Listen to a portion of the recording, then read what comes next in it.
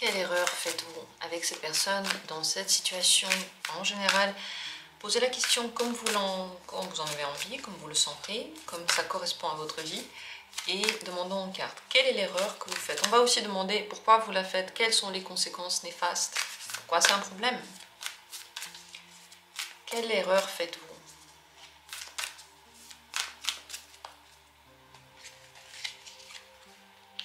Premier tirage. Deuxième tirage. Deux possibilités. Deux choix.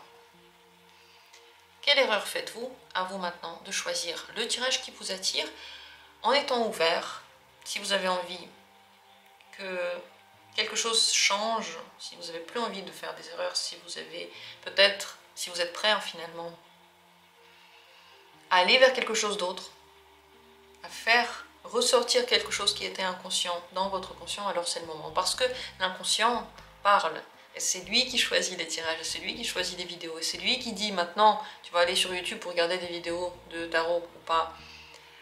Donc cet inconscient vous guide. Voyons vers quoi est-ce qu'il vous a guidé et pourquoi. Choisissez, et dans la description, il y a les minutes pour chacune des possibilités. On va commencer par la première. L'erreur que vous faites maintenant, c'est la carte du diable. Les excès, les obsessions, les dépendances. Le fait de vouloir trop, de faire de une petite chose votre monde entier, d'une relation, d'un travail, de l'argent, et d'en vouloir tellement, de faire tellement grandir cette envie que cette obsession rend votre vie difficile à vivre, que vous devenez esclave de cette personne, de cette envie, de cette dépendance. Parce que plus vous allez sur le chemin de cette facilité, de ce plaisir, mais vous savez qu'il est néfaste, mais c'est un plaisir. Plus vous y allez, plus c'est facile d'y aller, et plus c'est difficile de résister. Plus c'est difficile d'avoir de nouveaux contrôles sur soi, sur ses réactions, et sur ses points faibles, justement. Parce que notre être, il cherche la faille, où est-ce qu'il peut aller pour que ce soit très facile, mais aussi très douloureux. Ici, on voit le diable qui appelle. Ça, c'est les dépendances, c'est les personnes, c'est tout ce qui est tellement joli, là, mais mauvais. Il nous appelle, et qu'est-ce que ça fait pour nous?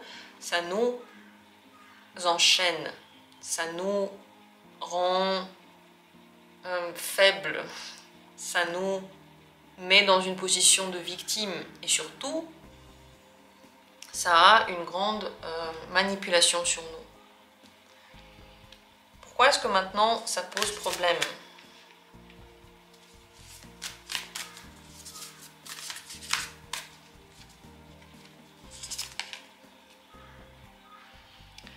Parce que ça vous fait voir des situations sous un angle tout à fait positif alors qu'ils ne le sont pas vraiment. Ça vous met des lunettes roses. Du genre, c'est pas grave d'avoir un truc dans lequel je suis faible. Je me tiens partout, partout je suis parfait, sauf dans la nourriture. Je suis parfait partout, sauf par rapport à cette relation. Je suis parfait partout, mais là je me lâche. Et cette idée-là d'avoir le droit de se lâcher quelque part, alors que vous allez trop loin dans ce lâchage, alors que ça va carrément au-delà de ce qui est bon pour vous, et vous le savez. C'est pas juste se lâcher, c'est beaucoup plus, mais on essaie de l'enjoliver un peu. Finalement, ça vous fait voir la réalité d'une façon qui n'est pas bonne. Et ça enlève l'amour de votre vie, alors que vous pensez que ça en met. Quelles sont les conséquences néfastes de cette erreur? Désespoir pour rien. Le fait d'être dans l'espoir illusoire. Le fait de se laisser guider par une étoile qui vous amènera nulle part. Le problème là-dedans, c'est que tout ce que je suis en train de raconter, vous le voyez comme positif. Par exemple, un lien incroyable avec une personne.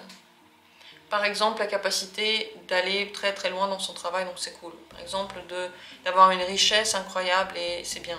Le problème, c'est que c'est accompagné par un truc qui ne va pas du tout. D'ailleurs, la plupart du temps, quand on nous donne un grand quelque chose, un grand pouvoir, un grand argent, un grand amour, tous ces grands cadeaux sont accompagnés par de grandes responsabilités. Si vous avez un grand pouvoir, vous avez une énorme responsabilité devant tous les gens qui sont sous votre pouvoir.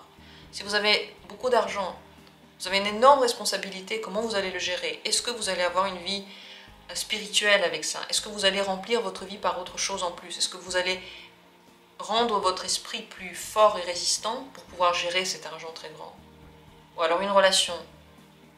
Est-ce que vous allez faire accompagner cette relation par des choses saines?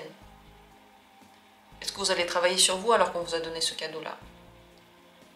Plus le truc est grand, plus on nous demande de choses et plus le risque est grand de basculer. C'est pour ça que par exemple, il y a beaucoup de gens qui se retrouvent avec un grand argent qui finissent mal.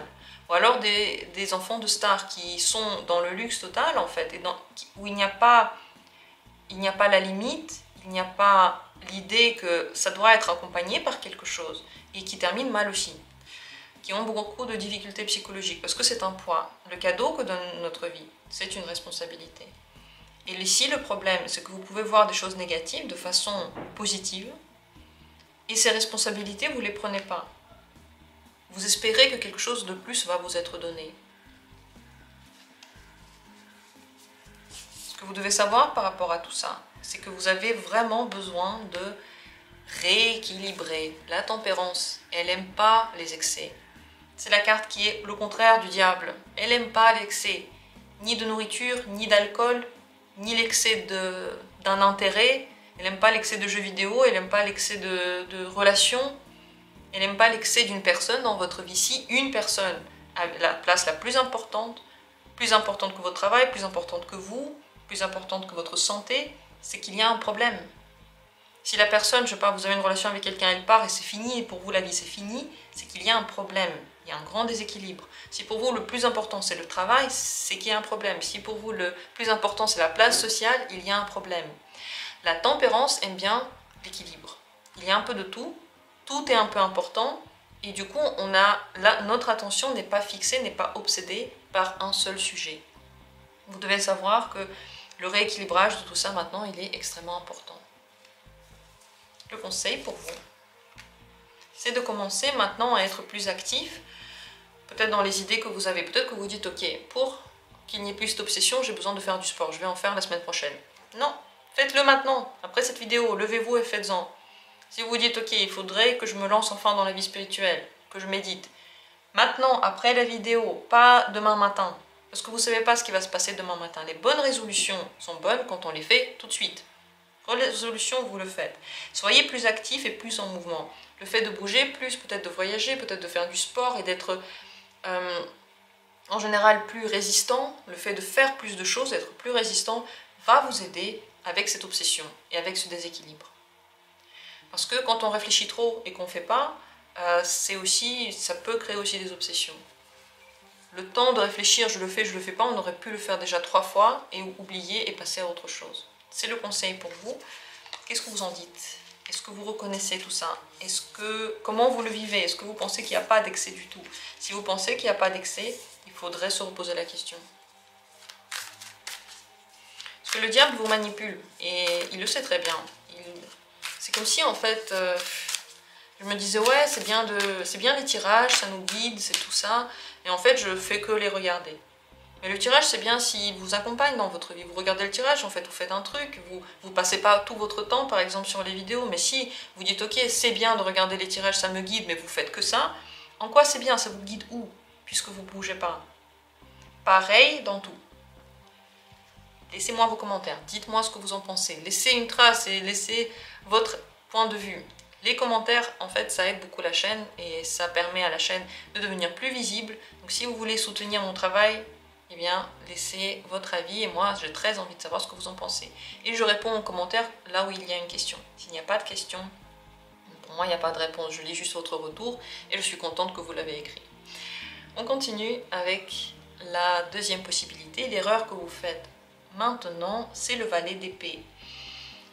Vous vous intéressez un peu à quelque chose qui est peut-être pas très bien. Alors, soit vous êtes en train de surveiller quelqu'un. Vous savez que la personne n'est pas bonne pour vous, vous savez qu'il n'y a pas de relation, vous savez qu'il ne faut pas le faire, mais vous surveillez quand même. Vous regardez ce qu'elle fait, vous vous informez sur sa vie, vous savez que ça vous fait du mal, vous le faites quand même. ou bien vous êtes en train d'apprendre quelque chose qui est une information qui est fausse. Peut-être que dans ce que vous apprenez, dans ce que vous êtes en train de regarder, il y a des erreurs. C'est possible aussi que vous êtes en train de vous familiariser avec un concept et d'en créer dans votre vie une doctrine, un truc qui ne bouge pas. Par exemple, vous dites, ok, j'ai lu que le véganisme c'est bien, alors 100% plus jamais je mange de viande, alors que peut-être ça vous fait mal au ventre de ne pas manger de viande. Ou au contraire, vous dites, non mais pas le contraire, ou un autre exemple, par exemple vous vous dites, cette vision du monde me plaît, spirituelle par exemple, alors toutes les autres visions c'est pas bien, et je ne remets plus du tout en question cette vision-là. Il faut faire attention en ce moment de ne pas entrer dans les excès intellectuels, les excès dans les principes, parce que tout ça, c'est un endoctrinement, c'est une obsession par rapport aux infos. Peut-être d'ailleurs que vous regardez trop d'infos, vous êtes tout le temps en train de regarder les infos, vous êtes tout le temps en train de vous demander ce qui se passe dans le monde, vous vous inquiétez de ça, c'est une erreur aussi. C'est très important maintenant de faire attention à la pensée sectaire, de ne pas entrer dans des sectes, de ne pas prendre ce que vous entendez comme étant un dû et sans jamais le remettre en question. Pour ma part, je remets toujours en question, même lorsque les informations m'intéressent, même lorsque je suis d'accord avec un principe. Si par exemple j'écoute quelqu'un, je suis d'accord avec le début, par exemple, je sais pas moi, les méditations. Voilà, les méditations ça me plaît, j'aime bien, je le fais. Après, on commence à parler justement de véganisme ou d'être végétarien, parce que normalement, quand on va vraiment dans la voie des yogis, de ceux qui méditent en général, de toute cette direction-là, il faudrait être végétarien ou vegan. Moi, j'y arrive pas. Spoiler sur moi, je ne suis pas végane, je ne suis pas végétarienne. J'aurais aimé l'être, mais j'y arrive pas en fait. Mon corps a vraiment besoin. Donc pour moi, je trie les infos. Ce que je peux prendre, je prends. Ce qui ne va pas avec ma vie, je ne prends pas. Si je pense aux cartes, si un jour quelqu'un me dit, voilà, les cartes, bon toi tu tires les cartes, voilà comment ça fonctionne, et ben quand tu tires les cartes, ça change ton avenir en fait, ça change ta vie. Moi avant de croire une info comme ça, je vais la vérifier, et c'est comme ça avec tout. Et même les infos, des news, je les remets toujours en question, je ne crois pas mot pour mot ce que je lis dans les infos, ce que je lis dans les articles, même très sérieux. Parce que c'est d'autres personnes qui l'écrivent, tout est possible, et possiblement tout est faux aussi. Donc, avoir un sens critique est très important. Pourtant, la critique, il faut aussi faire attention avec cette carte, parce que peut-être que vous critiquez beaucoup trop, et que vous êtes complètement dans l'autre sens. Trop de critiques, et envers tout le monde, et surtout envers vous. Vous voulez toujours vous améliorer, mais vous n'avez pas pensé, avant de vous améliorer, à vous accepter. Je parle de beaucoup de trucs là, c'est à réécouter, parce qu'il y a plein d'infos. Quand on veut se développer, quand on veut devenir une meilleure version de nous, je sais pas quoi, quand on fait du développement personnel, le premier pas, c'est d'accepter la situation telle qu'elle est. Qui je suis, il faut que je l'accepte. Si par exemple, je suis quelqu'un qui doit dormir 10 heures par jour, je dors beaucoup, le fait de se développer, c'est pas de réduire ses heures de sommeil à 7 heures pour avoir plus de temps de travail. Ça veut dire qu'il faut absolument que je respecte 10 heures, et jamais moins, et que le reste du temps soit productif. S'accepter pour se développer. Si vous ne vous acceptez pas, vous commencez juste à vous développer, donc à vous changer et ça ne marche pas, ça devient très méchant envers vous, très critique, et vous pouvez souffrir de votre propre raideur en lien avec vous-même. Alors pourquoi est-ce que c'est... Bon, j'ai dit beaucoup de choses parce que le valet d'épée peut dire énormément de trucs. Quel est le problème de tout ça? Pourquoi ça pose problème? Parce qu'il n'y a pas assez d'émotions, parce que les décisions ne sont pas assez prises au niveau émotionnel, parce que vous n'écoutez pas assez votre intuition, votre sensation, votre envie, en un mot, votre cœur. Ça manque de tendresse, ça manque de sentiments, c'est trop froid, c'est trop intransigeant, c'est trop carré. C'est bien. Ça a lieu d'être dans les labos, quand on fait une étude. Mais il faut avoir un équilibre dans tout. Lorsque le mental est trop fort, il devient beaucoup trop jugeant. Ça manque de bienveillance, ça manque d'écoute, ça manque de flexibilité. Voilà le problème, ça manque de sentiments. Quelles sont les conséquences néfastes de tout ça?